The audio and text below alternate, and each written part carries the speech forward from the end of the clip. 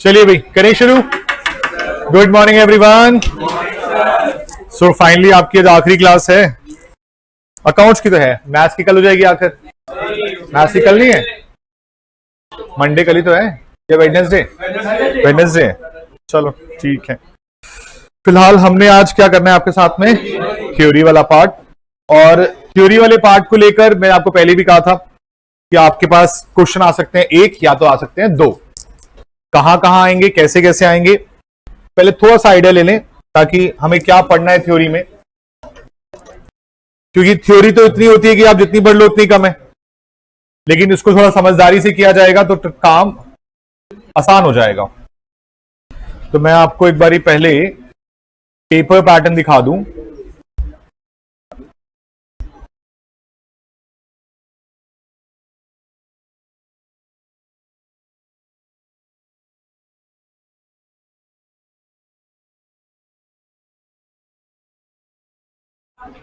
तो मैं आपसे कह रहा था कि आपको पेपर पैटर्न दिखा दूं एक बारी, और उसके बाद फिर आगे की बातें करेंगे। प्लीज शांत हो जाइए थोड़ी देर के लिए। अब सब आपकी जिंदगी में ऑलरेडी तूफान आने वाला है।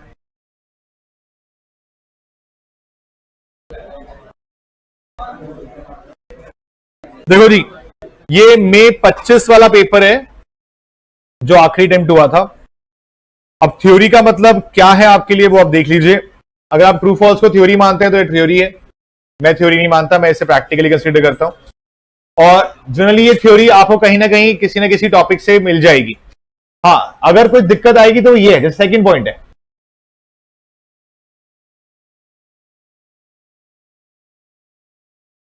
अब इसके लिए क्या पता होना चाहिए कि मनी मेजरमेंट कॉन्सेप्ट क्या होता है।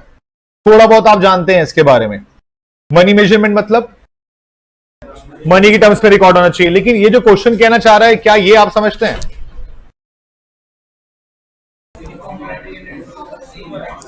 कि money measurement concept means transaction are to be recorded at uniform monetary units? क्या ऐसा हो सकता है कि मैं आज एक ट्रांजैक्शन रिकॉर्ड करूं रुपीस में, अगली रिकॉर्ड कर लूं डॉलर्स में? चलेगा? क्यों? यूनिफॉर्म होना चाहिए। बड़ी सिंपल सी बात है ना। फिर अगर आप इंडिया में हैं तो इंडिया की करेंसी को फॉलो करेंगे, बट अगर आप इंडिया के बाहर से कोई ट्रांजैक्शन कर रहे हैं तो वो भी इंडियन रुपीस में रिकॉर्ड करनी पड़ेगी।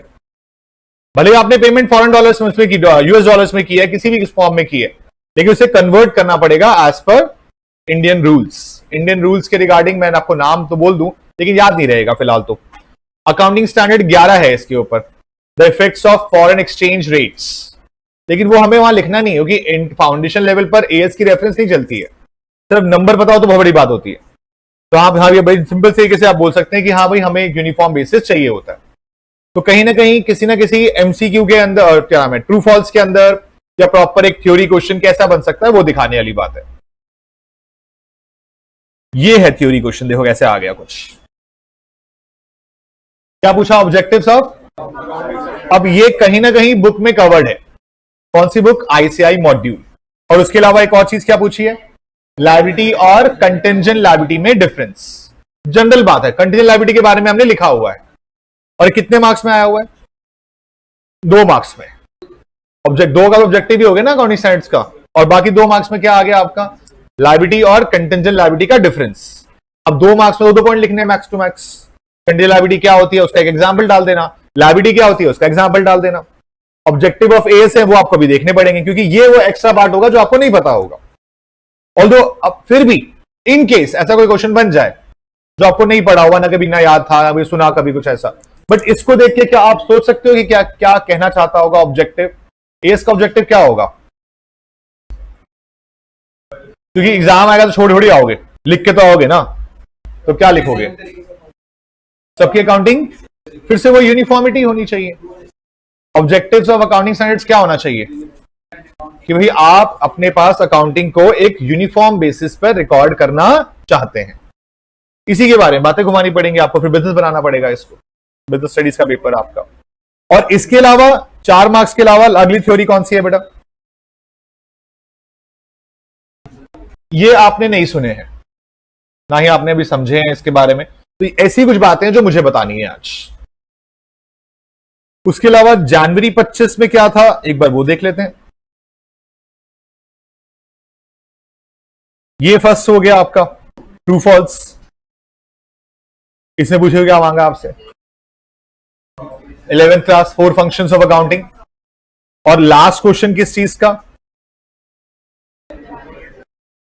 फिर से 11th क्लास। तो कहीं ना कहीं आपको बेसिक पे ध्यान देना है और कुछ नहीं है। आपका सितंबर 24 में क्या था वो भी एक बार नजर मार लेते हैं।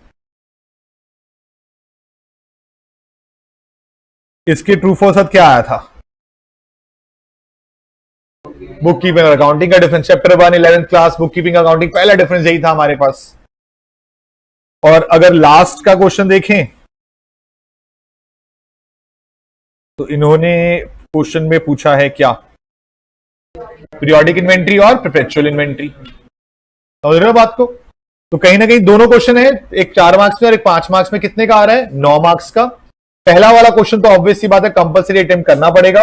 लास्ट वाला क्वेश्चन शायद आप किसी और चॉइस में निकाल रहे हो तो निकल जाएगा, लेकिन चॉइस में मोस्टली बच्चा निकालता नहीं, क्योंकि इसमें आता है एक चैप्टर किसका?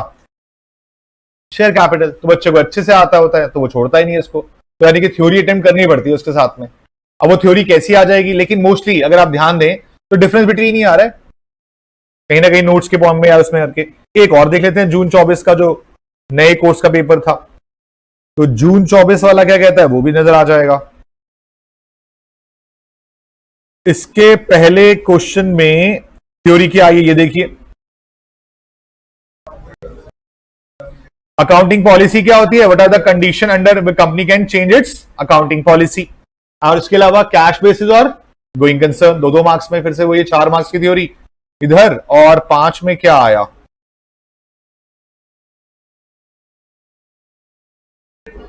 सब्सिडरी बुक्स का एडवांटेज। अब मैं सिंपल सा क्लैरिफाई करूं अगर आपको, तो थ्योरी के 2 क्वेश्चन है। 4 मार्क्स में आएगी 11th-12th वाली थ्योरी, 11th वाली थ्योरी खासकर, 12th की भी खास नहीं है। और 5 मार्क्स में अगली जो क्वेश्चन थ्योरी आ रही है वो किसी ना किसी चैप्टर की थ्योरी होगी। पीरियोडिकल परपेचुअल है, सब्सिडरी बुक्स का आ गया, या किसी और कैश बुक का आ जाए, लेजर का आ जाए, किसी का भी हो सकता है।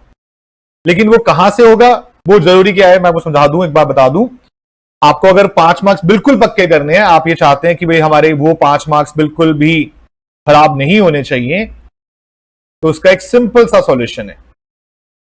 आप बताओ चैप्टर कौन सा खोलूं, उस चैप्टर के हिसाब से बताऊंगा। कैश बुक का,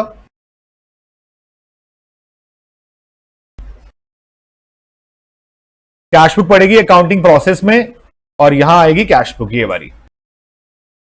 अब कैश बुक के चैप्टर के एग्जाम में थ्योरी कौन सी आएगी?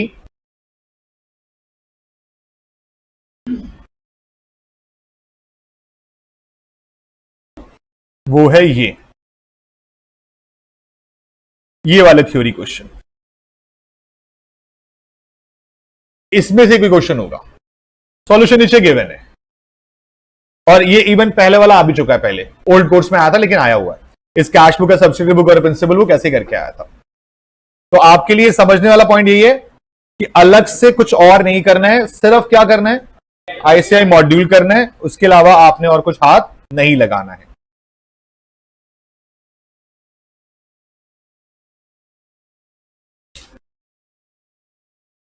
क्या यही क्वेश्चन था? आपको बोल रहा हूं क्वेश्चन, थ्योरी क्यों क्वेश्चन दिए हुए ना, किसी भी चैप्टर से उठा के कुछ भी एक क्वेश्चन उठा लेंगे 5 मार्क्स में। आपको सिर्फ गो थ्रू करना है।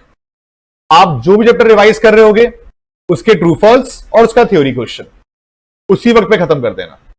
एग्जाम टाइम पे बिल्कुल कहते हैं ना, बिल्कुल आपको टाइम, बहुत टाइम मिलेगा थ्योरी के लिए, नहीं मिलेगा। एग्जाम वाले डे से मॉर्निंग में आप थ्योरी लेके बैठे रहोगे मैक्स टू मैक्स 1 या 2 घंटे के लिए, इससे ऊपर टाइम नहीं होगा आपके पास। लेकिन अगर आपने ये क्वेश्चन अभी जो टाइम चल रहा होगा रिवीजन वाला, इसमें रिवाइज कर लिया तो तब टाइम नहीं लगेगा, क्योंकि कुछ भी आ सकता है। और उसके अलावा जो थ्योरी बची है वो आपके लिए, वो आपके इनिशियल चैप्टर थ्योरेटिकल फ्रेमवर्क, सबसे पहला चैप्टर है कौन सा लिखा हुआ है? Meaning and scope of accounting. इसके अंदर से एक क्वेश्चन जो ऑलरेडी आ चुका है, जिसके दोबारा आने के चांसेस ऑलमोस्ट ना के बराबर हैं। मैं सीधा पेजेस पे लेके आ रहा हूं, मैं उसी पे बात करूंगा, आप उस पर सीधा आ जाइएगा। आपको जो जानना जरूरी है वो देखते हैं। एक तो क्या, अकाउंटिंग की डेफिनेशन, बहुत रेयर चांस है लेकिन ये वो है जो आपको पढ़ना है। तो अपने पास हाईलाइट कर लीजिए। मॉड्यूल लाए हो ना सारे? नहीं लाए? मैंने बोला था मॉड्यूल लाना है। नहीं लाए तो पेज नंबर लिखते चलिए। 1.4 पेज पे मीनिंग और definition of accounting. Accounting is an art of recording, classifying, summarising in a significant manner in terms of money, transaction, event which are in part at least of a financial character and interpreting the results thereof. So 1.4 page पे meaning of accounting.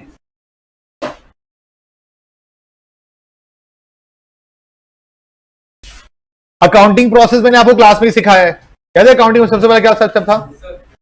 Identifying, measuring, recording, classifying, summarising, analysis and interpretation and communication to the users. उसमें internal कौन से, external कौन से, सब लिखवाए हुए हैं। अगर आप कॉपी से रिवाइज करोगे तो स्टार्टिंग से करके आओगे तो वहां मिल जाएगा वो। उसके अलावा इसके अंदर से ऑब्जेक्टिव्स सिर्फ रीड चाहिए, याद नहीं करना है कुछ भी। ऑब्जेक्टिव्स ऑफ अकाउंटिंग, क्या क्या ऑब्जेक्टिव है बेटा पढ़िए एक बार ध्यान से। Systematic recording of transaction, ascertainment of result of above rated transaction या रिकॉर्डेड ट्रांजेक्शन। एक बात बताइए, आपका जो भी रिजल्ट वगैरह निकलता है वो दो स्टेटमेंट बनाते हो ना आप अपने पास, कौन कौन सी? एक तो इनकम स्टेटमेंट और दूसरी पोजीशन स्टेटमेंट। इनकम स्टेटमेंट में क्या क्या बनाते हो? ट्रेडिंग, पीएनएल, और कंपनी से केस में स्टेटमेंट ऑफ पीएनएल। और अगर फाइनेंशियल पोजीशन जाननी हो तो उसके बाद उस इंफॉर्मेशन को किसको प्रोवाइड करना होता है? यूजर्स को। और दूसरा जानना क्या होता है? अपनी सॉल्वेंसी पोजीशन। उसके अलावा फंक्शंस ऑलरेडी एग्जाम में आ चुके हैं तो मैं दोबारा उम्मीद तो नहीं करता, लेकिन रीडिंग वाला पार्ट है। क्या क्या करना होगा? मेजरमेंट। अगला पॉइंट क्या है? फोरकास्टिंग का मतलब फ्यूचर के लिए प्रोजेक्शन करना। फोरकास्ट कर रहे हैं आप, जैसे वेदर फोरकास्टिंग होती है, सेम अकाउंटिंग फोरकास्टिंग है। अगला पॉइंट क्या है बेटा? Decision making, comparison and evaluation. और उसके अलावा क्या? कंट्रोल, गवर्नमेंट के रेगुलेशन और टैक्सेशन को फॉलो करना। बुक कीपिंग अकाउंटिंग एग्जाम में आ चुका है, बट डिफरेंस को रीड करना एक बार जरूरी रहेगा। ज्यादा टाइम नहीं लगाना मुझे थ्योरी के ऊपर, प्रैक्टिकल ऑलरेडी बहुत ज्यादा प्रैक्टिकल है आपके पास करने के लिए, तो मुझे वही पार्ट चाहिए जो आपके लिए इंपॉर्टेंट है। बुक कीपिंग और अकाउंटिंग पे मार्क कर लीजिएगा इंपॉर्टेंट।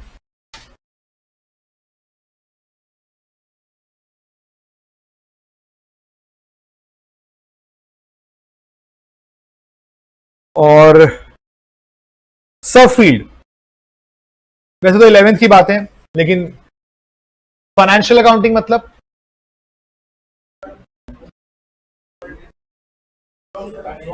जो आपने पढ़ा एक्सेप्ट कंपनी अकाउंट, वो सारा फाइनेंशियल अकाउंटिंग था। फाइनेंशियल अकाउंटिंग का मतलब जो आपके बिजनेस के प्रॉफिट और लॉस निकाल के देता है। दूसरा क्या है आपके पास? Management accounting basically decision making की रिगार्डिंग बात करता है। उसके अलावा एक और चीज आपने सुनी हुई है, कॉस्ट अकाउंटिंग। कॉस्ट अकाउंटिंग मतलब हर एक प्रोडक्ट की जो कॉस्ट है, सर्विस की जो कॉस्ट है, वो कैलकुलेट करना।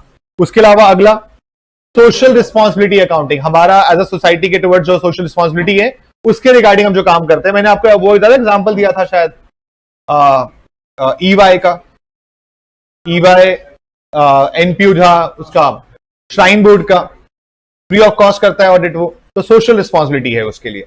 और एक और चीज क्या है? क्या मेरे इंप्लॉइज ही मेरे लिए एसेट्स हैं? सोचिए, क्या बुक्स में दिखाऊं रितु मैम, संजय भैया, क्या वैल्यूएशन हो सकती है? हो सकती है, आपको सिखाई नहीं जाती है। लेकिन जब सीए फाइनल में पहुंचेंगे, ह्यूमन रिसोर्स अकाउंटिंग के बारे में आप पढ़ेंगे, जहां पर आप अपने एम्प्लॉइज के एफर्ट्स का वैल्यूएशन करके उन्हें बुक्स में एज एन एसेट दिखा सकते हैं। लेकिन आगे की बातें, सिर्फ नाम पता होने चाहिए, 5 नाम पता होंगे आपको। यूजर्स, बेटा इंटरनल कौन कौन सी यूजर हुआ करते थे? ऑनर्स एंड मैनेजमेंट, और कुछ ऑनर आ गया, मैनेजमेंट आ गया, बाकी सारे कहां चले गए? एक्सटर्नल में। Investor, potential investor, supplier, customer, government, public, management, सब चीजें जो भी हैं। उसके अलावा एक क्वेश्चन एग्जाम में ना आया था बहुत स्टार्टिंग में, मतलब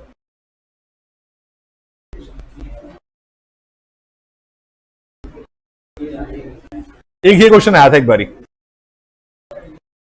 role of accountant in the society, मतलब कि चार्टेड अकाउंटेंट का क्या रोल है क्वेश्चन इस फॉर्म में था, कहां था, ये रहा। क्वेश्चन दिखाऊं आपको पहले एक बारी में।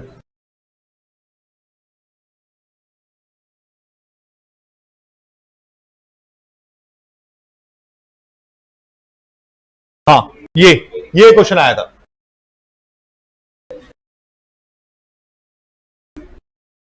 What services can a chartered accountant provide to this society? अब आप ऑब्वियस ही बात है इस क्वेश्चन को याद नहीं कर सकते।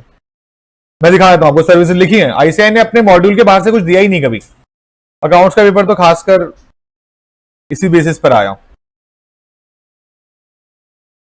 ये देखिए क्या क्या कर रहे हैं बेटा, हम क्या क्या काम करते हैं वो बता रहे हैं आपको। पढ़िए पहला point, maintenance of books of account, statutory audit करते हैं, इंटरनल ऑडिट करते हैं, टैक्सेशन देखते हैं, management accounting and consultancy service देते हैं, फाइनेंशियल एडवाइस देते हैं।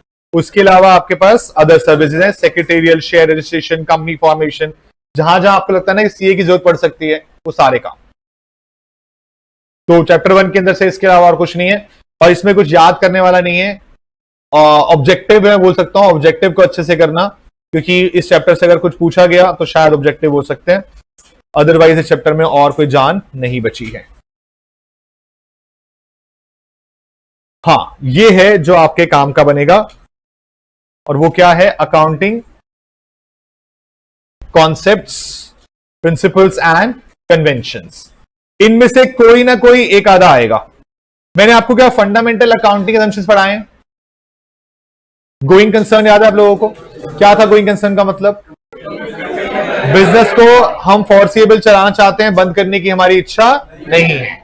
और मैंने उसी के बेसिस पे कहा था गोइंग कंसर्न एप्लीकेबल होता है तो खर्चे दो पार्ट में डिवाइड होते हैं, कैपिटल एक्सपेंडिचर और रेवेन्यू एक्सपेंडिचर। और अगर गोइंग कंसर्न नहीं है तो सारा ही खर्चा रेवेन्यू एक्सपेंडिचर। दूसरा, उसके अलावा और क्या था आपके पास? कंसिस्टेंसी। डेफिनेशन चैप्टर के अंदर ये बात डिस्कशन हुआ था कि आप जो भी मेथड, फॉर्मूला, रूल यूज करते हैं उसको कंसिस्टेंटली फॉलो करेंगे। और तीसरा, अक्रूवल बेसिस।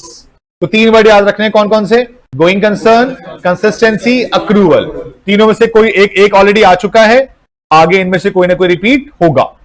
लेकिन अकाउंटिंग कॉन्सेप्ट पे आ जाइए। मुझे फिर से बोलूंगा, मुझे आपको याद नहीं करवाना है, पॉसिबिलिटी भी नहीं है।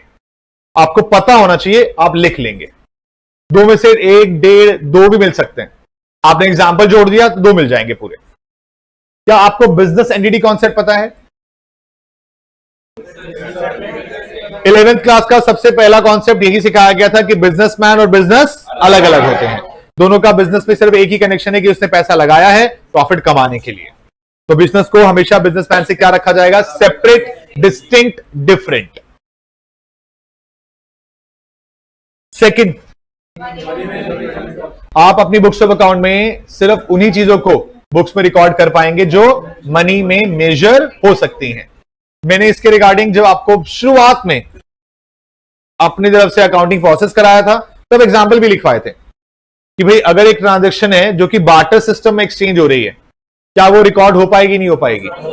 बट अगर उसकी मनी वैल्यू गिवन है तो फिर हो जाएगी। तो यहां पर भी सेम पॉइंट लगेगा आपके लिए उसी पैटर्न पे। ये बताइए, क्या ये पता है पीरियोडिसिटी कॉन्सेप्ट? सुना है कभी? नहीं सुना? अच्छा, अगर मान लीजिए आज 10 अगस्त को आप अपना बिजनेस स्टार्ट करते हैं तो आपका पहला फाइनेंशियल ईयर एंड कब होगा? 31 मार्च। तो आपने एक पीरियड डिसाइड कर रखा है, 1 अप्रैल 25 से लेकर 31 मार्च 26 का पीरियड है। तो आप जब अपने पास अकाउंटिंग करेंगे तो हमेशा एक पीरियड डिसाइड करेंगे। बनाने को तो हम अकाउंट जिंदगी में एक बार ही बना सकते हैं, जब मरने लगे तब बना लेंगे। लेकिन नहीं, हमारे बिजनेस से बहुत सारे इंफॉर्मेशन के लिए यूजर्स जुड़े होते हैं और हमें उन सारी इंफॉर्मेशन को उन तक प्रोवाइड करना होता है। इसीलिए हम अपने पास पीरियोडिसिटी कॉन्सेप्ट को फॉलो करते हैं ताकि हर अकाउंटिंग पीरियड को डिवाइड करके उसको रिकॉर्ड किया जा सके, बनाया जा सके। उसके अलावा अगला कौन सा बेटा? Accrual concept. अक्रूवल कॉन्सेप्ट का मतलब ट्रांजैक्शन को किस बेसिस पे रिकॉर्ड करूं? पैसा आने के बाद या ड्यू होने के बेसिस पर? जब भी कोई ट्रांजैक्शन होगी तो आप उसे अपनी बुक्स में रिकॉर्ड किस बेसिस पे करेंगे? जब वो ट्रांजैक्शन हो जाएगी। अच्छा, अगर मान लो एडवांस पैसा आ गया है, सर्विसेज नहीं दी हैं, तो कब रिकॉर्ड करें? जब सर्विसेज फॉर एग्जाम्पल के लिए मैं आपसे कहता हूं कि मैंने आपसे बैच के स्टार्टिंग में फीस पकड़ ली, अब मैंने पढ़ा के आज खत्म किया, मैं अपनी इनकम का बुक करूं? सोचो, तो जिस दिन मुझे मिला था उस दिन एडवांस बुक किया होगा, इनकम बुक किया होगा? इनकम बुक किया था, क्योंकि वो ड्यूरिंग द ईयर एडजस्ट होना था, वो नेक्स्ट ईयर थोड़ी था। हाँ, आप में से कोई अगर मार्च में फीस दे गया था तो वो एडवांस था, लेकिन अप्रैल शुरू होने के बाद आपकी जिसकी भी फीस आई वो इनकम बुक हुई, क्योंकि एडवांस तो मैं तब बोलता जब आप अगले साल के पैसे देते। समझे बात को मेरी? तो इसलिए सेम ईयर के अंदर आप इनकम बुक कर सकते हैं ड्यू बेसिस पर ही। हाँ, अगर आपको आपके सामने क्वेश्चन मंथली बेसिस का आ गया तो आप कह सकते हैं जी फरवरी में गुड्स बेचे, मार्च में पैसा आया, तो रिकॉर्डिंग कब होगी? फरवरी में। लेकिन अगर पूरे साल का क्वेश्चन आया तो फिर साल वाइज देखना कि एडवांस किस साल का है या इसी साल का है, तो सारा इनकम बुक कर लेना। मंथली बेस से पूछेगा तो बता देना। सो अक्रूवल के बाद अगला आपके पास आता है मैचिंग। मैचिंग कॉन्सेप्ट याद है आप लोगों को? जैसे अभी बात चल रही है, मान लीजिए मैंने मार्च में गुड्स खरीदे, अप्रैल में बेचे, खर्चा कब का, इनकम कब की? लेकिन मार्च में मैंने गुड्स बेचे तो है नहीं, तो फिर तो सेल कहां रिकॉर्ड हो गई? अप्रैल में। और खर्चा कहां रिकॉर्ड हुआ? तो इसका मतलब क्या लगता है, मैचिंग कॉन्सेप्ट फुलफिल हो पाया नहीं हो पाया? क्या लगता है, गलत कर रहा हूं? अगले साल का एक्सपेंस होना चाहिए। जब रेवेन्यू बुक होगा एक्सपेंसेस भी तभी के होने चाहिए। जब मैंने मार्च से परचेज किया होगा तो मैंने मार्च में परचेज कैंसिल भी की होगी क्लोजिंग स्टॉक के साथ। आया कुछ? तो इसका मतलब हमें मैचिंग कॉन्सेप्ट को फॉलो करते हुए जिस साल में आप रेवेन्यू बुक कर रहे हैं उसी साल में खर्चा बुक करना पड़ेगा, या उसी पीरियड में खर्चा बुक करना पड़ेगा। बताइए, बात एग्री करते हो आप इस बात से? कोई दिक्कत तो नहीं?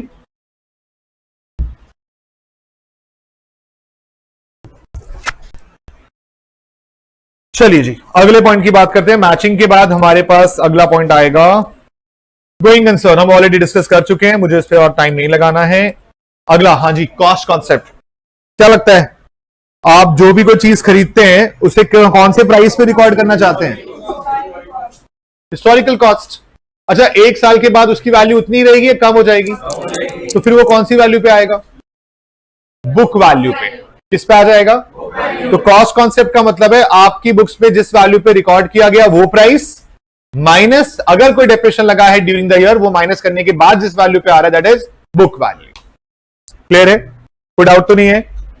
कॉस्ट कॉन्सेप्ट के बाद अगला पॉइंट आपके लिए है रियलाइजेशन कॉन्सेप्ट। रियलाइजेशन वर्ड तो सुना हुआ आप लोगों ने, कहां बनाया था आपने ये?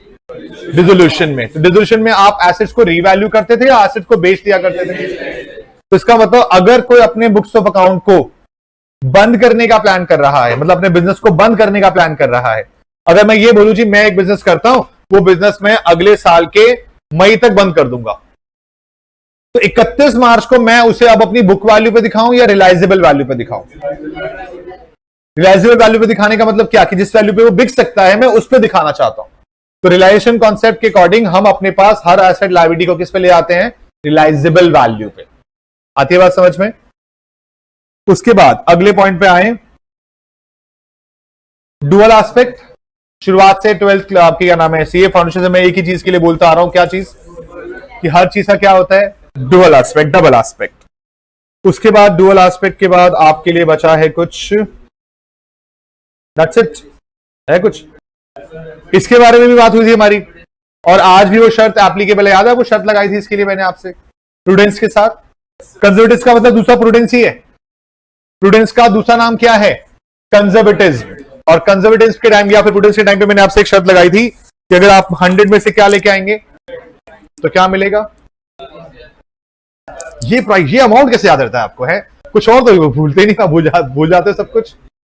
अगर 100 में से 100 आएंगे अकाउंट्स के अंदर तो मेरी तरफ से 21,000 का प्राइस मिलेगा, आपको मिठाई मिलेगी। भाई देखो, सिंपल सी बात है, 12th में 100 में से 100 लाना इजी है, ऑल्दो वहां पे आसानी से नहीं आते, लेकिन वहां पर बहुतों के आते हैं। यहां पर 96, 97, जब इसके ऊपर बच्चा आता है ना तो समझ लो कि उसने पूरा पेपर ब्रिलियंट किया था। 12th में 95 के ऊपर जाना भी इतना मुश्किल काम नहीं रह गया आजकल। हमारे टाइम पे बड़ा मुश्किल होता था यार, 90 में आ गए, बहुत अच्छे मार्क्स आ गए आपके। आजकल 12th में 100 नहीं आए, क्या मार्क्स आए, बेकार आए। लेकिन यहां पर इस वक्त पर फाउंडेशन लेवल पर अगर कोई 100 टच करता है तो लिटरली बहुत बड़ी बात है। तो वो शर्त आज भी आपके लिए एप्लीकेबल है। अच्छा, अगर नहीं आए तो आप मुझे देंगे, याद है आपको ये भी? ये याद नहीं है? तो प्रूडेंस के अकॉर्डिंग ये तो सिखाया था कि भाई अगर कोई खर्चा होने वाला है तो उसके लिए तैयारी करनी पड़ेगी, लेकिन कोई इनकम आने वाली है तो उसकी सिर्फ पढ़ाई करनी पड़ेगी बस। समझ गए बात को? तो कंजर्वेटिज्म को लेकर ये छोटा सा पॉइंट था। और consistency, same method principle rule को फॉलो करेंगे। चेंज कर सकते हैं नहीं कर सकते? बताइए, चेंज कर सकते हैं नहीं कर सकते? कर सकते हैं चेंज। कैसे चेंज करने के लिए किसने बोला था? रिवाइज नहीं कर रहे हो बेटा, वो जो शाम की क्लास चल रही थी, नहीं आ रहे हो आप, इसलिए नहीं आ रहे हो क्योंकि आपको याद तो करना ही नहीं है, रिवाइज तो करना ही नहीं है। मैंने change in method of definition के टाइम पे बताई थी वाली बात, 3 बातें लिखवाई हैं, रिवीजन करनी पड़ेगी। कंसिस्टेंसी को हम जो मेथड प्रिंसिपल फॉलो कर रहे हैं, क्या चेंज कर सकते हैं नहीं कर सकते? तो चेंज करने के लिए क्या 3 बातें थी?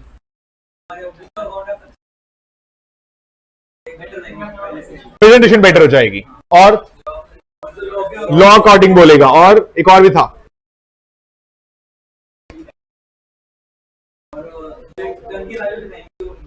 अकाउंटिंग स्टैंडर्ड बोलेगा। तो change is required by law, statute, कानून। दूसरा, change is required by accounting standard. और थर्ड था, change would result into more meaningful and better presentation. अगर इनमें से कोई भी एक बात सेटिस्फाई हो जाएगी तो आप अपने पास चेंज कर सकते हैं।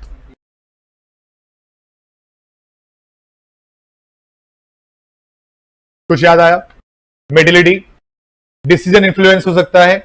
मैंने आपको इसके रिगार्डिंग एग्जांपल, चाय वाला एग्जांपल दिया था।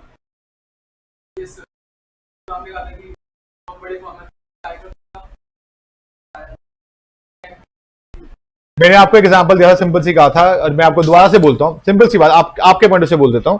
अगर आज अभी आपके 500 रुपए गिर जाएं, दुख होगा? क्योंकि आज 500 रुपए की बहुत वैल्यू है आपके लिए, लेकिन आज से 10 साल के बाद आप करोड़ों कमा चुके हो और आपके तब 500 रुपए गुम जाए, आपको शायद याद भी ना रहे, थोड़ी सी बात थी, चिल्लर था, निकल गया, कोई नहीं। तो होगा क्या? धीरे धीरे करके आपके लिए पैसे की वैल्यू क्या हो जाएगी? कम का मतलब कि इंपॉर्टेंस का पॉइंट है कि खर्च हो गया कोई दिक्कत नहीं है, अगर गुम भी गया तो कोई दिक्कत वाली बात नहीं है, लेकिन आपकी बुक्स में वो खर्चा रिकॉर्ड होगा या नहीं होगा? ट्रांजैक्शन चाहे 2 रुपए की हो, रिकॉर्ड तो सारी करनी पड़ती हैं बस, लेकिन किसी को सिग्निफिकेंटली दिखाना है या किसी को नहीं दिखाना है, ये पॉइंट है। अब मैं इस 500 रुपए के खर्चे को अदर एक्सपेंसेस में डालूं या लॉस बाय थेफ्ट लिख के डालूं? अब ये इस चीज पे डिपेंड करता है कि अमाउंट कितना बड़ा है और ट्रांजैक्शन का नेचर कैसा है। अब अगर लॉस हुआ था और वो ड्यू टू थेफ्ट हुआ था तो फिर अमाउंट इररिलेवेंट हो गया, चोरी चोरी होती है, चाहे वो 2 रुपए की हो तो दिखानी पड़ेगी। लेकिन अगर कोई खर्चा नॉर्मल हुआ था और वो छोटा मोटा अमाउंट था तो मैं अदर एक्सपेंसेस में भी डाल सकता था। और मैंने जो अपना एग्जांपल आपको दिया था उस वक्त पर भी एक चेन्नई वाला एग्जांपल भी शायद बोला होगा कि भाई मैं चेन्नई ऑडिट पे गया था और वहां पर मेरे को एक 4000 का यूटेंसिल्स का बिल मिला था। तो मैंने उस कंपनी से क्या कहा था कि भाई आप इसको रिकॉर्ड करिए, इसको एसेट बना के दिखाइए। उन्होंने कहा हम इसको रेवेन्यू एक्सपेंस मानते हैं क्योंकि हमारे लिए 5000 रुपए से नीचे का कोई भी खर्चा कैपिटल एक्सपेंडिचर है ही नहीं, हम उसे क्या मानेंगे? Revenue expenditure. क्योंकि उनकी बैलेंस शीट उस वक्त पर विदाउट एनी इनकम 3000 करोड़ की थी, जिसमें मोस्टली सारा पैसा लोन का था, क्योंकि प्रोजेक्ट बन रहा था वो उस वक्त पर। तो इसका मतलब उनके लिए वो 5000 रुपए का अमाउंट क्या था? इररिलेवेंट सा था। उन्होंने कहा जी रेवेन्यू एक्सपेंस में डालो, बात खत्म करते हैं। आती बात समझ में? तो मेटिलिटी लेवल हर किसी का अलग अलग हो सकता है depending upon the nature and amount of expense या ट्रांजेक्शन। फंडामेंटल तीनों बातें हो गई हमारी, गोइंग कंसर्न, कंसिस्टेंसी, अक्रूवल। उसके अलावा हाँ, ये अच्छा पॉइंट है, इंपॉर्टेंट मार्क कर लीजिए, qualitative characteristics of financial statements. जिसको मैं इंपॉर्टेंट बोल रहा हूं इसका मतलब पक्का पक्का चांसेस हैं, जितने भी प्रिंसिपल बताए उन प्रिंसिपल में से कोई भी एक होगा, ये पक्की बात है। Qualitative characteristics of financial statements, पहला वर्ड क्या है? आपके फाइनेंशियल स्टेटमेंट क्वालिटी वाइज अच्छे हैं, उसके सबसे पहला पॉइंट क्या होना चाहिए? भाई समझ में आने चाहिए ना, समझ ही नहीं आया तो फायदा क्या है? दूसरा पढ़ना, अगर आपसे कोई फाइनेंशियल इंफॉर्मेशन में आपके प्रॉफिट एंड लॉस पूछ रहा है तो आप उसे उसकी फाइनेंशियल पोजीशन भी बताओगे, आप उसको फाइनेंशियल परफॉर्मेंस ही बताओगे। तो रेलेवेंट इंफॉर्मेशन होनी चाहिए हमेशा। थर्ड क्या है? विश्वास के लायक हो, और उसके अलावा कंपेरेबिलिटी। 4 पॉइंट आपके कवर हो गए हैं यहां पर, और इन 4 पॉइंट में आप 5वां पॉइंट आप डाल सकते हो। मेन 4 ही रहते हैं। कौन कौन से हैं? अंडरस्टैंडेबिलिटी, रिलायबिलिटी, रेलेवेंस और कंपेरेबिलिटी। तो CURR या RRUC, जो भी आप इसको बनाना चाहें, शॉर्टकट बनाना चाहे बना सकते हैं। अब क्वालिफाइंग बेसिस पर बेसिकली कई बार क्या होता है कि सारी थ्योरी याद नहीं हो सकती है। आप जैसे जैसे आप इंटर में पहुंचेंगे, आपको थ्योरी याद करने के लिए, या बिजनेस स्टडीज में भी आपने सीखा होगा, हर एक लेटर का फर्स्ट वर्ड लेकर उसका एक शॉर्टकट बनाते हैं, कुछ मोनिक्स टाइप्स। ऐसा हो सकता है, वो एक तरीका है। अगर आपने पहला वर्ड अच्छा सही लिख दिया तो आगे का कंटेंट भी कई बार इग्नोर हो जाता है, मार्क्स पूरे मिल जाते हैं। तो वो वाले पॉइंट याद रखने हैं, वो 4 इंपॉर्टेंट है आपके लिए। ये एक अच्छा पॉइंट है, ये मैं डिस्कस करना चाहूंगा आपके साथ। Substance over form. बहुत ध्यान से सोच समझ के जवाब देना। मैंने अपनी कार इंस्टॉलमेंट पे ले रखी है, जिसकी हर महीने EMI जाती है, 4 साल की इंस्टॉलमेंट्स हैं। क्या ये कार मेरी है या नहीं है? Hire purchase.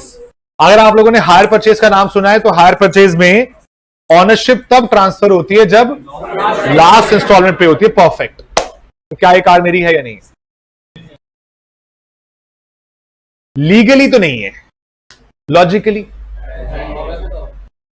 अगर इकोनॉमिक रियलिटी देखे तो मैं अभी उसी पे तो आया हूं, किसी से मांग के थोड़ी लाया। अपनी कार है। अच्छा, डेप्रेशन लगा सकता हूं उसके ऊपर। अब जो ओनरशिप नहीं है मेरे पास, डेप्रेशन लगेगा, लेकिन मैं क्लेम कर सकता हूं? कर सकता हूं, मैं मालिक भी हूं उसका, बस ऑन पेपर नहीं आ रखा। इवन रजिस्ट्रेशन सर्टिफिकेट पे भी मेरा नाम है, बस उस पर HP भी लिखा है साथ में। HP का मतलब हायर परचेज। जिस दिन सारी इंस्टॉलमेंट पे हो जाएंगी उस दिन मुझे वहां से NOC मिल जाएगा, नो ऑब्जेक्शन सर्टिफिकेट, और मेरे नाम पर प्रॉपर ऑनरशिप ट्रांसफर हो जाएगी विदाउट एनी HP। लेकिन कोई मुझे ये बोले कि आपकी कार नहीं है, ये भी गलत है। इकोनॉमिक रियलिटी यही है कि कार का मालिक मैं ही हूं, बस मेरे लोन आउटस्टैंडिंग्स हैं, इसलिए वादा चल रहा है। तो अगर आपको कभी भी ऐसा लगता हो कि यार इकोनॉमिक रियलिटी बहुत जेन्युइन है, तो लीगल बात को भी ओवर रूल किया जा सकता है। एक और छोटा सा एग्जाम्पल इसके रिगार्डिंग। एग्जाम्पल के लिए ये प्रोजेक्टर लगा हुआ है, क्या लगता है इसकी लाइफ क्या होगी? चल ही रहे 8, 10 साल, 15 साल, जो भी निकाल सकता है। लेकिन मैं ये बोलूं जी, मेल तो सिर्फ ये 4 साल चलता है बस। गवर्नमेंट कहती है 10 साल चलेगा, लॉ कहता है 10 साल चलेगा, मैं कहता हूं नहीं 4 साल चलेगा। मेरे 4 साल का खराब होना ही होना है, मैं यूज ही नहीं कर पाऊंगा इसको 4 साल के बाद। तो अब सोचो, अगर ये 50,000 रुपए का आया, 10 साल चलता है गवर्नमेंट के अकॉर्डिंग, तो गवर्नमेंट कहती है डेप्रेशन कितना लगाओ? 5,000। बट मैं कहता हूं जी मेरा कितने साल चलेगा सिर्फ, तो मैं तो हर साल 12,500 लगाऊंगा। मेरी इकोनॉमिक रियलिटी मुझे अलाउ करती है। इसी चीज को क्या बोलते हैं? Substance over form. पढ़ना क्या लिखा हुआ है? If information is to represent faithfully the transaction and other events that purpose to represent, it is necessary that they are accounted for and presented in accordance with their substance and economic reality and not merely the legal form. तो कानून की बात legal form भी avoid हो सकती है अगर वो जेन्युइन बेसिस पर है। एग्जांपल के लिए, सेल्फ डिफेंस में किसी का खून करना, खून करना गलत है, लेकिन सेल्फ डिफेंस में करना, तो इकोनॉमिक रियलिटी क्या हो गई कि आपने सही किया है, लेकिन वैसे तो गलत था ना। यही पॉइंट है, सब्सटेंस ओवर फॉर्म। तो आप कानून की बात को भी ओवर रूल कर जाते हैं अगर आप इकोनॉमिकली या फिर जेन्युइनली करेक्ट हैं। न्यूट्रल रहना, प्रूडेंस आ गया आपके पास, full and fair adequate disclosure, completeness, इन सब में इतना कुछ खास नहीं है, ये आपके कंप्लीट हो जाते हैं। और अगर थ्योरी वाला पार्ट फिर से मैं आपको बोलूंगा इस चैप्टर से भी, अगर आपको अपने थ्योरी पे टाइम कम लगाना है तो सबसे बेस्ट तरीका क्या है? थ्योरेटिकल क्वेश्चंस के आके क्वेश्चन जो ये लिखे हुए हैं ना, सिर्फ यही कर लें, सिर्फ यही कर लें। समझ रहे मेरी बात को आप? अभी आपने थोड़ी पहले देखा था ना, कौन सा आया था? गोइंग कंसर्न और मैं मैचिंग का आया था, शायद मनी मेजरमेंट था, जो भी था मतलब इन्हीं से निकले हुए हैं यार। आपको थ्योरी पे टाइम नहीं लगाना है तो हर चैप्टर के पीछे जाकर उसके ये थ्योरेटिकल वाले पार्ट कर लीजिए, और कुछ नहीं करना है। ना पूरी बुक खोल के पढ़नी है, ना बुक कीपिंग अकाउंटिंग का डिफरेंस पढ़ना है, बस क्या पढ़ना है, ये time saving, cost saving. Cost, time is money ना।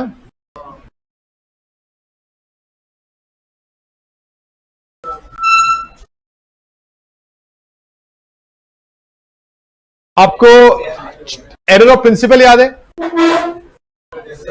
उसमें मैंने आपको डिफरेंस दिखवाया था एक्सपेंडिचर के बारे में, कैपिटल एक्सपेंडिचर और रेवेन्यू एक्सपेंडिचर। डिफरेंस अगर बनता है इस चैप्टर से तो वही है, मैं आपको दिखा देता हूं डिफरेंस के रिगार्डिंग।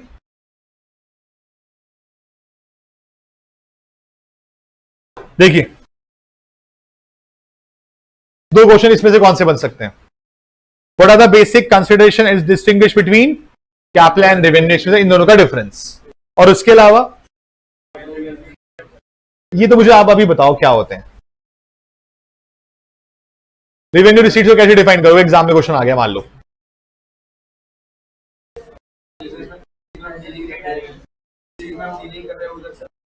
जो आपकी एक वर्ड लिख दोगे ना, कहानी बहुत अच्छी हो जाएगी, लेकिन वो वर्ड क्या होगा सोच के बताइए। कैश फ्लो से जुड़ा हुआ वर्ड है, operating activities. Money receive due to operating activities will be considered as revenue receives. It should be in recurring in nature. और क्या लगता है ट्रीटमेंट क्या होना चाहिए? प्रॉफिट एंड लॉस, ट्रेडिंग, दोनों में से आप कुछ बोल सकते हैं, क्योंकि रेवेन्यू नेचर है तो वहीं जाता है। आती है बात समझ में? तो ज्यादा टाइम वाली बात ही नहीं है, इंपॉर्टेंट चीजें हैं। कंटिंजेंट लायबिलिटी हमारी डिस्कस हो रखी है। कंटिंजेंट एसेट के रिगार्डिंग भी सेम पॉइंट्स हैं। मुझे एक बार कंटिंजेंट लायबिलिटी याद दिलाओगे? मैंने बताया आपको उस वक्त पे कंटिंजेंट लायबिलिटी लिखवाई थी, तो मैंने एएस का शीट खोल के लिखवाया था, और मैं कुछ वहीं से आगे बोलता हूं, दोबारा से बोलता हूं। आप मुझे बताइए, प्रेजेंट ऑब्लिगेशन का क्या मतलब होगा? प्रेजेंट ऑब्लिगेशन मतलब देना है कुछ, प्रेजेंट मतलब अभी देना है कुछ, तो वो होती है लायबिलिटी। फिर एक वर्ड बोला मैंने आपको, पॉसिबल ऑब्लिगेशन, मतलब देना पड़ सकता है, पॉसिबिलिटी है। अब पॉसिबल एसेट बोलूं तो पैसा मिल सकता है, क्या बुक्स में रिकॉर्ड कर लूं? कौन मना करता है? प्रूडेंस। तो कंटिंजेंट एसेट्स का कभी कोई ट्रीटमेंट नहीं होता, बुक्स पे रिकॉर्ड नहीं कर सकते जब तक उसकी एक्चुअल सर्टेनिटी एग्जिस्ट ना करती हो। तो हमारे लिए पॉसिबल एसेट कंटिंजेंट एसेट है, पॉसिबल लायबिलिटी हमारे लिए कंटिंजेंट लायबिलिटी है।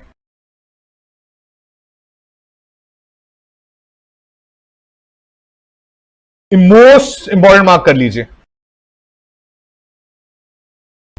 प्रोविजन और contingent liability, page number 1.77। Provision and contingent liabilities important है आपके एग्जाम के लिए। पहले भी 2-3 बार आ चुका है, नए कोर्स में अब तक एक बार भी नहीं आया है, तो हो सकता है provision and contingent liability theory में मिल जाए आपको।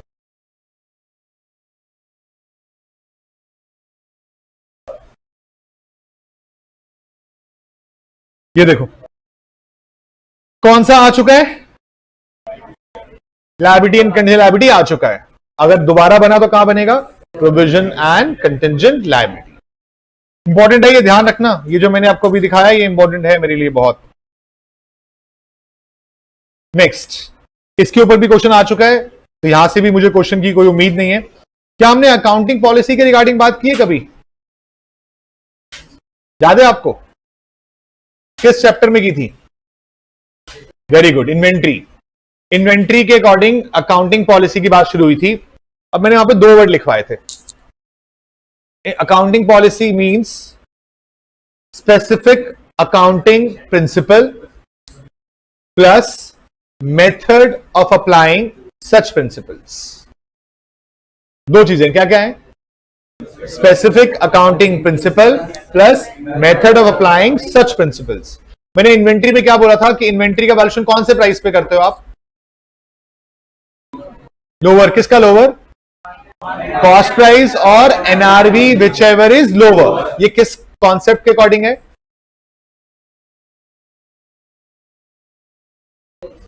स्टूडेंट्स, छोटी बातें हैं, याद रखनी पड़ेंगी और कॉपी में लिखा हुआ है सब कुछ, ये लिखवा रखा है। मैं लिटरली अभी आपको पढ़ा रहा हूं, हमारी आज काउंट 62nd या 63rd क्लास होगी शायद, और करीबन एवरेजली 2 घंटे तो निकल गए होंगे हमारे। शुरुआत में थोड़ा कम हुआ था, फिर बाद में 2.5-3 घंटे का एवरेज निकाला है हमने आराम से। मतलब मोटा मोटा मैंने 150 घंटे का कंटेंट आपको दिया है। अभी आप जानते हैं मैं लक्ष्मीनगर में पढ़ाता हूं एक इंस्टीट्यूट में, एवीजे इंस्टीट्यूट में। मैं वहां फाउंडेशन नहीं पढ़ाता, मैं सिर्फ इंटर पढ़ाता हूं। मुझे वहां से मैसेज आया उनकी तरफ से कि भाई आपने फाउंडेशन की कितनी क्लासेस ली। मैंने कहा मेरी 1-2 बची हैं, खत्म होने वाला, 63-64 के आसपास। फिर घंटे कितने लगे? मैंने कहा करीबन 150 के आसपास लग जाएंगे ऑलमोस्ट। कि हमारे यहां तो 92 आवर्स में खत्म हो गया। अब आप सोचो 92 आवर्स का मतलब अगर मैं 2 घंटे का ले लूं तो कितनी क्लासेस? 46 क्लासेस। क्या 46 क्लासेस में आपका कोर्स कंप्लीट होना पॉसिबल है? मैं जेन्युइनली बोलूं आपको, आज मैं अपने रोजी रोटी बैठा हूं, मैं 150 घंटे से भी सेटिस्फाइड नहीं हूं। मेरे हिसाब से ये भी कम है। क्यों? क्योंकि मेरे पास टाइम की कमी है। मेरे पास टाइम की कमी ना होना तो मैं इसमें और कंटेंट डाल सकता हूं, और चीजें आपके साथ प्रैक्टिस करा सकता हूं। मुझे आपके ऊपर थोड़ा ज्यादा डिपेंडेंट होना पड़ता है इस टाइम पर आकर, क्योंकि भाई आप क्वेश्चन आपको प्रैक्टिस करनी पड़ेगी। मैंने पार्टनरशिप में, कंपनी में थोड़ा टाइम कम लिया, अपने एंड पे कम लिया प्रैक्टिस में, क्योंकि मेरे पास टाइम की कमी है। क्योंकि मैं आज से आगे आपको ले जाऊं तो आपके पास महीना बचा है सिर्फ। और जहां जहां मुझे लगता था कि जरूरत मुझे कराने की है, जैसे रिडम्पशन ऑफ प्रेफरेंस शेयर था, मैंने काफी क्वेश्चन आपको कराए, क्योंकि वो नई चीज आपको नहीं आती है, आपको टाइम लगाना पड़ेगा। रिडम्पशन डिबेंचर के ऑलमोस्ट क्वेश्चन करा दिए। क्यों? क्योंकि मुझे पता है कि आपको नहीं आता है। लेकिन एडमिशन रिटायरमेंट पे मैं आप पे ट्रस्ट कर सकता हूं, शेयर कैपिटल पे मैं आपके ट्रस्ट कर सकता हूं कि आप वो कर लेंगे। लेकिन 92 आवर्स में कोर्स खत्म करा दूं, वो कैसे पॉसिबिलिटी है? 1.5 घंटे की, सवा घंटे की 60 क्लासेस करीब लगाई उन्होंने, और 92 आवर्स में कोर्स खत्म। मैं लिटरली हैरान, मैंने कि आप क्या कर रहे हो बच्चों के साथ? बच्चा पास हो ना हो अलग बात है, लेकिन आपकी तरफ से जेन्युइननेस क्या है? तो कुछ भी नहीं हो रहा। तो आप कंटेंट समझिए, कंटेंट आपको इतना दिया गया ना, बहुत। और सर का आज 71 लेक्चर था मैथ्स का। जाके एक बार मार्केट सर्च करके देखना, 50-50 क्लासेस में लेक्चर खत्म हो जाते हैं 2-2 घंटे की, 100 घंटे के अंदर। तो कंटेंट आपके पास पूरा पहुंचा है, बस आप अपनी कॉपी पे विश्वास करना। उस कॉपी के लिए और अकाउंट्स के लिए मॉड्यूल का क्वेश्चन, इसके बाहर से आपको दिक्कत ही नहीं आएगी। आप अपनी पूरी मेहनत करिए, अगला 1 महीना जान लगाइए और बिल्कुल सही तरीके से क्लियर करिए। और मैं तो टारगेट थोड़ा बड़ा बनाइए। आप लोग यहां बैठे हो ना, मैं लिटरली मेरा मन करता है कि आप लोगों के ताले बजाऊं, क्योंकि आप लोगों ने ऑलमोस्ट सारी क्लास अटेंड करी है। बच्चों छुट्टियां मारी हैं, आज भी गया मैं, लास्ट क्लास था, लेकिन फिर भी आप लोग बैठे हो ना, ये डेडिकेशन शो करता है आपका। जैसे बैठ रहे हो, मुश्किल से बैठ रहे हो, बीमार है बैठ रहे हो, लेकिन आ रहे हो, ये इंपॉर्टेंट है। और यही डेडिकेशन सीए को चाहिए होती है। मैं सीरियसली बता रहा हूं, आप लोगों के आगे सीए लगने से कोई नहीं रोक पाएगा, क्योंकि आप लोगों के अंदर वो डेडिकेशन है, और इस चीज का फर्क आपको दिख जाएगा। और जब आपका रिजल्ट आएगा ना, आपको खुद दिखेगा कि आपकी मेहनत का फायदा आपको मिला है। बस अगले 1 महीने भटकना नहीं। ये सारी मेहनत, सब कुछ अगले 1 महीने के काम पे डिपेंड करेगा। यहां से आगे का टारगेट सबका होना चाहिए। 300 प्लस के लिए मेहनत कर रहे हो, 300 लाने हैं, रैंक लाना है, इसकी मेहनत होनी चाहिए।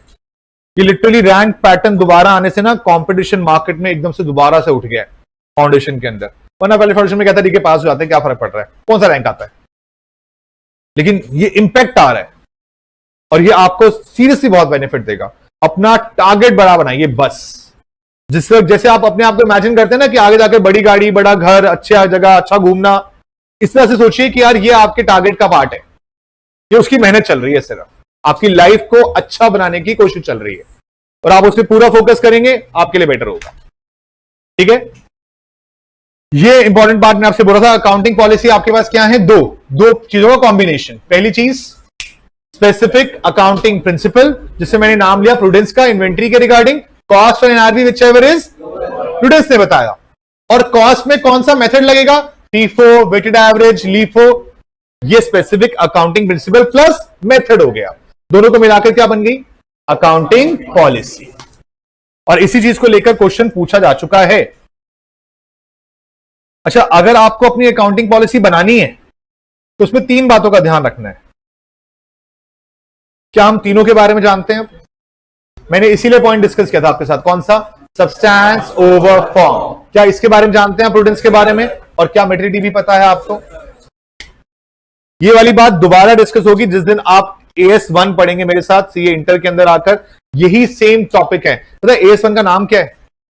Disclosure of accounting policies. तो डिट्टो यही वाला चार्ट पूरा आपको दिखा मिलेगा, और फिर मैं एक ही चीजों के बारे में लिखवाऊंगा वहां पर कि ये किस तरह से काम करता है।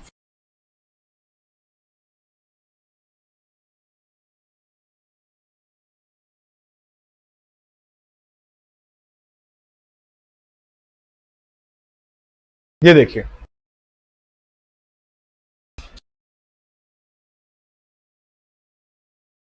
पढ़ना। This standard deals with disclosure of significant accounting policies followed in the preparation and presentation of financial statement and is mandatory in nature. The accounting policy refers to the specific accounting principle and method of applying such principle adopted by the enterprise. और ये देखिए,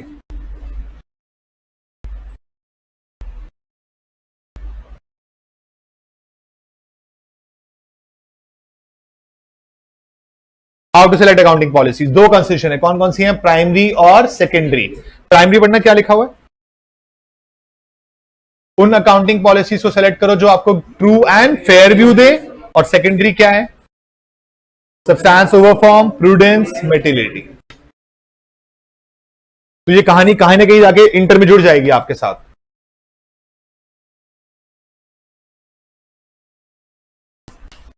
तो meaning of accounting policy हुआ, selection है। हाँ, ये point है important जो ऑलरेडी आ चुका है इस एग्जाम के अंदर, लेकिन पढ़ लीजिए क्या लिखा है।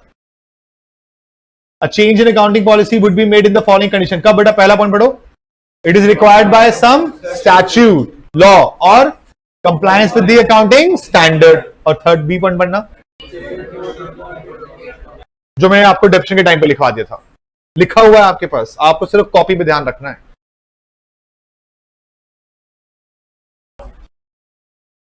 और चेक करना एक बारी। Define accounting policy in brief. Identify few areas where different accounting policies are frequently encountered। तो कुछ ना कुछ ऐसा ही थियोरेटिकल पार्ट आपके सामने आएगा एग्जाम के अंदर जो आपको करना होगा।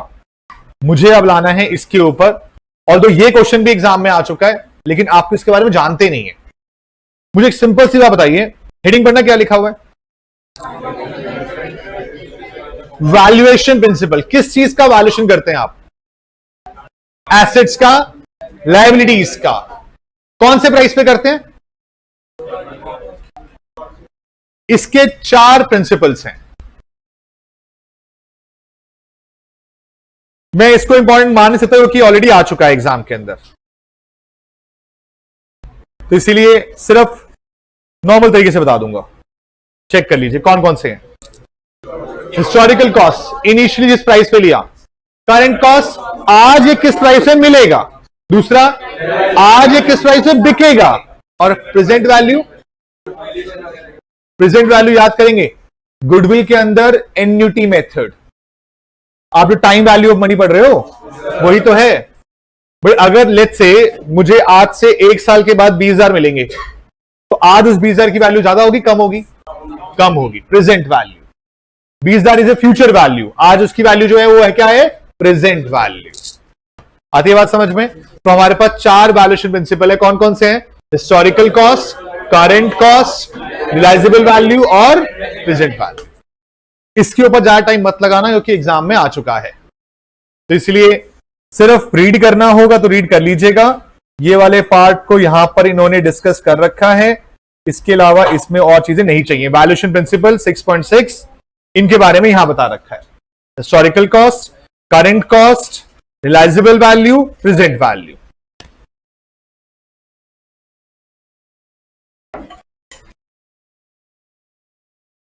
हमने इस टॉपिक को भी किया हुआ है, अकाउंटिंग एस्टिमेट्स, कहते हैं revision in the value of, या revision the life of asset.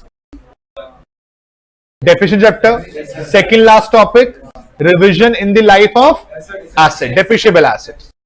और उसका इफेक्ट याद है आपको, रेट्रोस्पेक्टिव था या प्रोस्पेक्टिव था? प्रोस्पेक्टिव था, क्योंकि वो चेंज इन अकाउंटिंग एस्टीमेट होता है। लाइफ का चेंज होना, स्क्रैप वैल्यू का चेंज होना, ये सब क्या थे? रिवीजन इन एस्टीमेट। तो अगर एस्टीमेट आप कोई भी लगा रहे हो, अंदाजा लगा रहे हो, लेट्स से बड़ी सिंपल सी चीज देते हैं, कोई भी एसेट ले लीजिए एग्जांपल के लिए, ये फोन है, लाइफ बताइए कितनी होगी,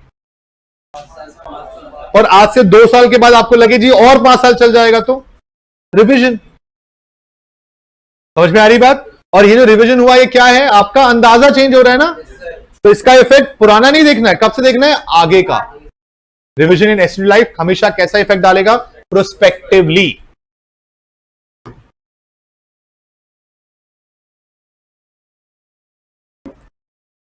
क्वेश्चन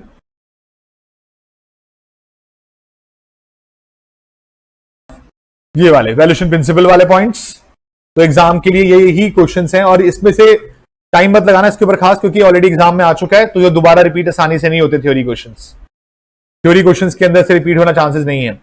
अकाउंटिंग स्टैंडर्ड्स का पूछा था ना, ऑब्जेक्टिव पूछा था ना आपसे, ऑब्जेक्टिव है अकाउंटिंग स्टैंडर्ड। मुझे एक बात बताओ, अकाउंटेंट होते क्या है? क्या बोलोगे, क्या होते हैं अकाउंट स्टैंडर्ड? रूल्स, गाइडलाइंस, जो आपको हेल्प करती है रिगार्डिंग अकाउंटिंग करने में, प्रेजेंटेशन में और डिस्क्लोजर्स।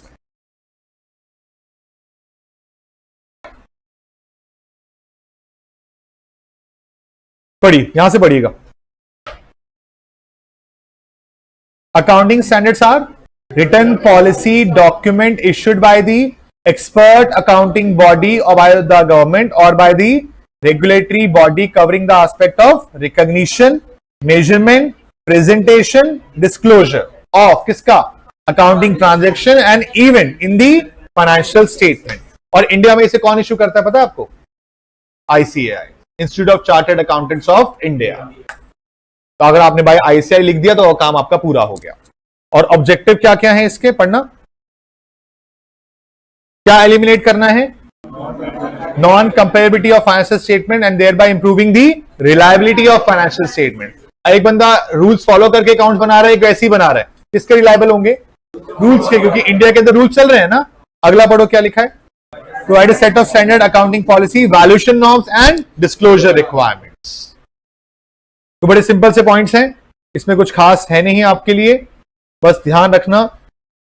और फिर से जो टॉपिक पिछले 4 अटेम्प्ट के थ्योरी वाले क्वेश्चन, मैंने आपको जो सिंगल एंट्री का वो दिया था ना फोल्डर, इवन मैंने आपको फाउंडेशन वाला फोल्डर भी दिया है, फाउंडेशन वाला फोल्डर, तो मैं फाउंडेशन वाला फोल्डर और डाल दूंगा। मई 18 से जितने भी क्वेश्चन आए हुए हैं वो सारे के सारे थ्योरी वाले क्वेश्चन उस एग्जाम में दिख जाएंगे। तो आप इन 4 अटेम्प्ट की थ्योरी क्वेश्चन जो आए हैं उनको इग्नोर कर सकते हो, क्योंकि वो क्वेश्चन आसानी से रिपीट नहीं होंगे। जो पुराने वाले हैं ना, जो थ्योरी क्वेश्चन आए हुए हैं, वो रिपीट होने चांसेस बढ़ जाते हैं। तो आपको वो ध्यान रखना है, सेलेक्टेड करना है, ज्यादा कुछ खास नहीं करना है थ्योरी के अंदर, टाइम नहीं लगाएंगे ज्यादा।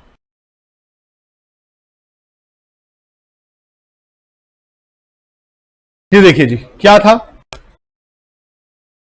यही क्वेश्चन था ना, explain the objective of accounting standard.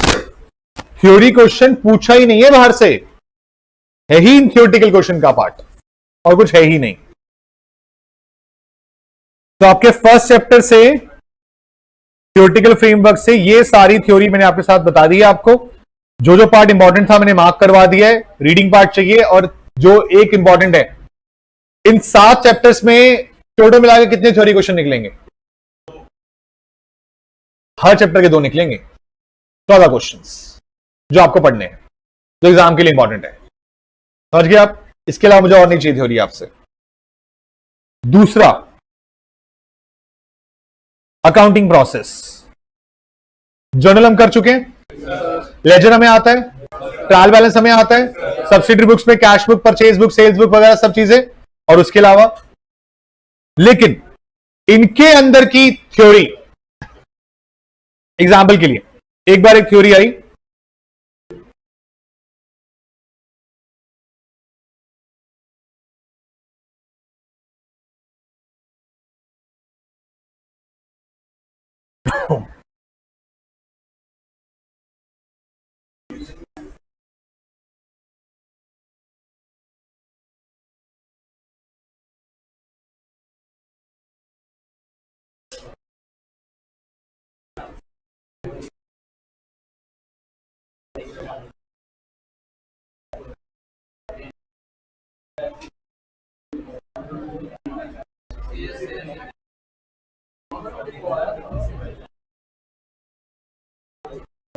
ये एक ही पेज अपलोड करके भूल गए क्या?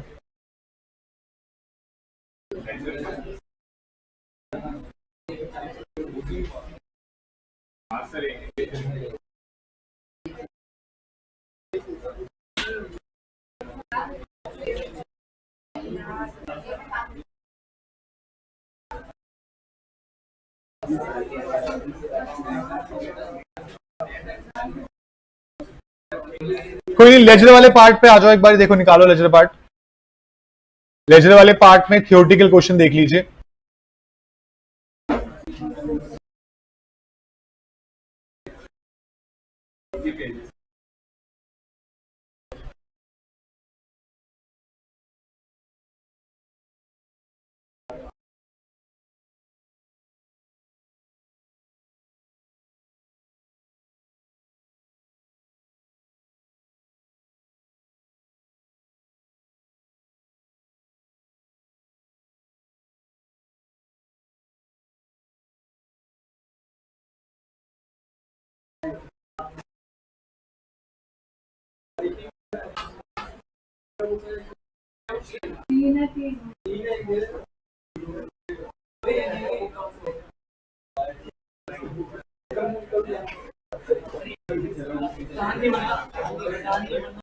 एक ही है, मतलब वेबसाइट भी एक ही है।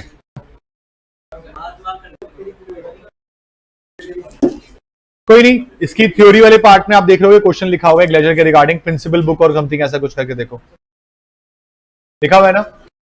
तो इसकी जो थ्योरेटिकल पार्ट है इसमें से कोई थ्योरी वाला पार्ट बन सकता है आपके लिए। और इसमें ना आई गेस में से मॉर्निंग बैच का सब्सिडरी बुक्स का डिस्कशन नहीं हुआ शायद, कैश बुक का तो हो गया था, इवनिंग का सब्सिडरी बुक्स का भी हो गया था आई गेस, मॉर्निंग का नहीं हुआ होगा। तो मैं एक बार चाहूंगा, इसका डिस्कशन कर रहे थे, सब सुन लीजिएगा प्लीज एक बार, क्योंकि इसमें से कभी कभार क्वेश्चन आ जाता है। तो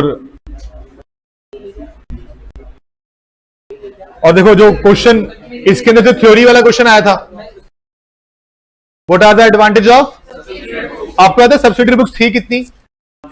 7। कौन कौन सी थी? Cash book, purchase book, sales book, purchase and book, sales return, BR book, BP book.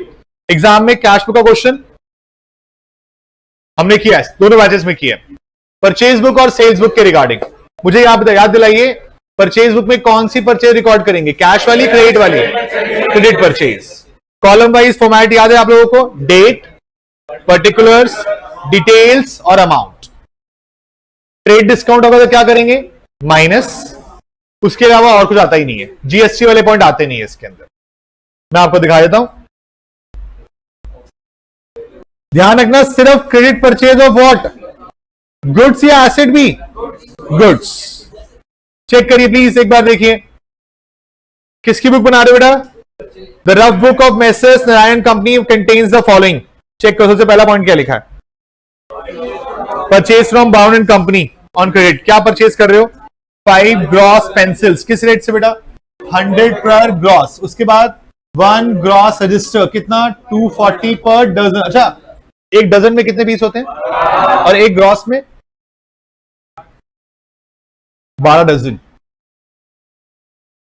एक डजन में 12 और एक ग्रॉस में 12 डजन, 144। ठीक है, तो कंफ्यूजन नहीं होनी चाहिए। और लेस क्या करना है बेटा? अच्छा बताओ, फर्स्ट पॉइंट रिकॉर्ड होगा या नहीं होगा? होगा नहीं होगा? सेकंड होगा, सेकंड नहीं होगा?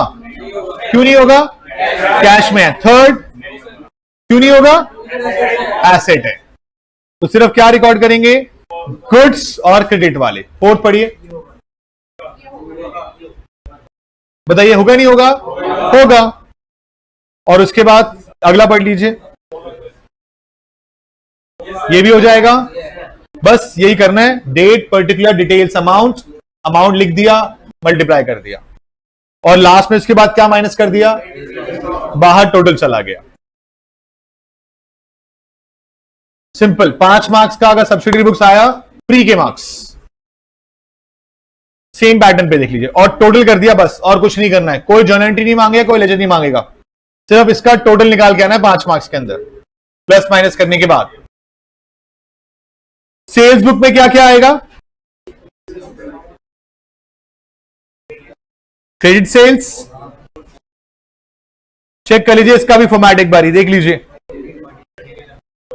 वही डेट, पर्टिकुलर, डिटेल्स, अमाउंट, नाम आ गया, डिटेल आ गई, माइनस क्या कर रहे हो, paid discount, that's it. Cash वाली इसमें भी नहीं आएगी, एसेट की सेल इसमें भी नहीं आएगी। अच्छा, परचेज रिटर्न में और सेल्स रिटर्न बुक में कौन सी रिकॉर्ड करोगे, जो कैश में परचेज हुआ वो उसका रिटर्न आएगा, फिर कौन सा वाला आएगा।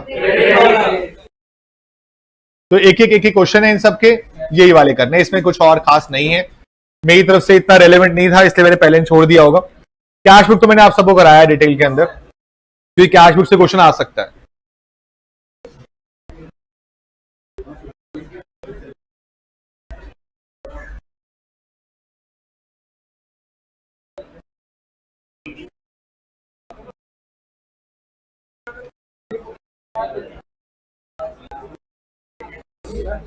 अच्छा हाँ, इस चीज को लेकर एक क्वेश्चन ना शायद तंग करे आपको,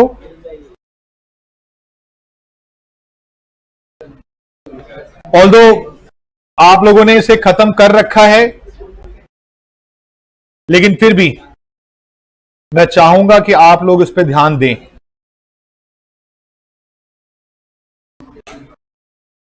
अपने पास अपनी वहीं लिख लो अपने पास में, एलएलपी, एलएलपी की थ्योरी लॉ में पढ़ रखी है आपने, बट लेकिन क्वेश्चन हो सकता है सरप्राइजिंगली बन जाए, क्योंकि ये चैप्टर ना पहले इंटर में हुआ करता था, वहां थ्योरी आती थी एलएलपी की। आप लॉ में पढ़ रहे हो तो वहां पे कवर हो चुका है, तो अगर अकाउंट्स पे थ्योरी आ जाएगी तो सेम ही एप्लीकेबल रहेगी, कुछ नहीं होगा, अलग से कुछ आना नहीं है। तो मेरे ख्याल से तो थ्योरी वाला पार्ट हो गया। आपको फर्स्ट चैप्टर मॉड्यूल से 14 क्वेश्चन निकलते हैं, 14-15 क्वेश्चन जो निकलते हैं। सेकंड में से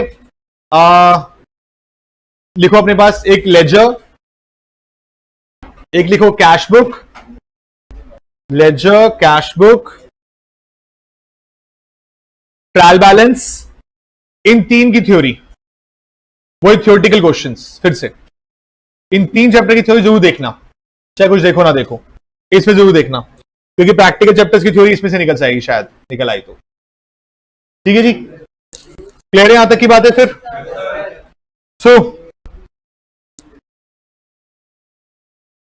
कोर्स फिर आपका पूरा कंप्लीट हो गया, मेरी तरफ से ऑल द वेरी बेस्ट। इस वीक मैं रिवीजन क्लास नहीं ले रहा हूं शाम को, आपके पास फाइनल अकाउंट सिंगल एंट्री तक का टाइम है, रिवाइज करिए। आप लोगों की टेस्ट सीरीज के लिए मैंने मैम से बात की थी, आई गेस 20 के बाद की डेट हम सोच रहे हैं। ठीक है, 10 दिन का टाइम काफी रहेगा। देखो अब अकाउंट्स खत्म है, तो अकाउंट्स का पूरा रिवीजन करिए। अकाउंट्स का सबसे पहले टेस्ट रखवा देंगे। कितने रखवाऊं, 2-2 रखवाऊं, 3-3 रखवाऊं? क्योंकि होगा क्या कि अब धीरे धीरे टाइम आपके पास यहां आने में लगेगा। अब यहां जितने भी बच्चे भी आते हैं आसपास, कितनी दूर दूर से आते हो, मतलब आधा घंटा, 1 घंटा, 1.5 घंटा, कितना 1 घंटा लगता है ना, तो वो 1 घंटा टाइम बचना चाहिए। तो हम कुछ इस तरह से सिस्टम कोशिश करेंगे कि भाई अगर आप आ रहे हैं तो आपके कम टाइम में ज्यादा काम हो सके। शायद 2 टेस्ट एक दिन रखवा दें, एक ऑब्जेक्टिव वाला और एक सब्जेक्टिव वाला, ताकि दोनों काम हो जाए। तो 10 दिन का टाइम मिलेगा आपको। आई गेस कोशिश यही है कि 14 तक सारे वाइंड अप हो जाएं, सारे के सारे, ताकि आपका पूरा कंप्लीट हो जाए। लेकिन अगर एक आधा ऊपर दिन नीचे जा रहा है तो उसको एडजस्ट करके कंप्लीट करिएगा। और उसके बाद please it's a request, order जो कहिए कहना मान लीजिएगा, लेकिन टेस्ट जरूर दीजिएगा। ये हर बार हुआ है, जिन जिन बच्चों ने आके टेस्ट दिए हैं वो शॉर्ट निकले हैं हमेशा। आप दिल्ली से नहीं है, दिल्ली के बाहर से हैं, आप नहीं आ सकते टेस्ट देने, ऑनलाइन सबमिट करा दो, चेक करवा दूंगा, क्योंकि अकाउंट्स और लॉ ही चाहिए आपको चेक करने के लिए, वो मैं करवा दूंगा। लेकिन देना जरूर, क्योंकि जो गलती अब आप इन 3 घंटे के मॉक टेस्ट में करने वाले हैं ना, वो अगर आपको पता चल गई तो एग्जाम में नहीं करके आओगे। बट अगर आपने टेस्ट दिया और चेक नहीं किया, सेल्फ चेक कर लिया, तो उससे होगा क्या, सिर्फ कि आपको अपनी गलती पता नहीं चलेगी और आप फिर वो गलती कहां करके आओगे, जाके एग्जाम पेपर में। दूसरा, 3 घंटे का पेपर बैठ के देने की एक आदत छूट गई है अब आपकी। ऑल्दो 4-5 महीने ही हुए हैं, लेकिन उस लेवल का पेपर और इस लेवल के पेपर की तैयारी नहीं है। वहां अलग लेवल होता है, ये अलग लेवल है। और आप लोगों ने जो टेस्ट दिए थे ना, वो 80 मार्क्स के दिए थे, ये 100 का है, ये भी फर्क पड़ता है। और जितना भी टेस्ट दोगे, प्रॉपर फॉर्मेटिंग के साथ, नरेशंस के साथ, जैसे आप एग्जाम हॉल में देते हो वैसे ही दोगे। समझ रहे हैं बात को? तो इसको पूरा रखिएगा प्रॉपर तरीके से, ताकि हमें कोई दिक्कत ना आए। ठीक है जी, ऑल द वेरी बेस्ट। आप सब अच्छे अच्छे मार्क्स लेके क्लियर करके आए और जल्दी मिलेंगे दोबारा। और आपका जो लास्ट डे होगी क्लास का, उस दिन ही रखा है, सर ने कहा कि उस दिन ही रखेंगे फेयरवेल सबका। तो अभी आज साइड से तो होंगे नहीं, अब पॉसिबिलिटी नहीं है, तो उस दिन ही रखेंगे सबके साथ में। ठीक है, चलिए, ऑल द वेरी बेस्ट। और जिस दिन आप रिजल्ट लेकर सुनो सुनो सुनो, जिस दिन आपका रिजल्ट आएगा उस दिन मेरे यहां पर रेस्टोरेंट पे पार्टी होगी आप सबके, ये मेरी तरफ से श्योर है। ठीक है जी, चलिए, okay, bye bye, all the very best, God bless you all.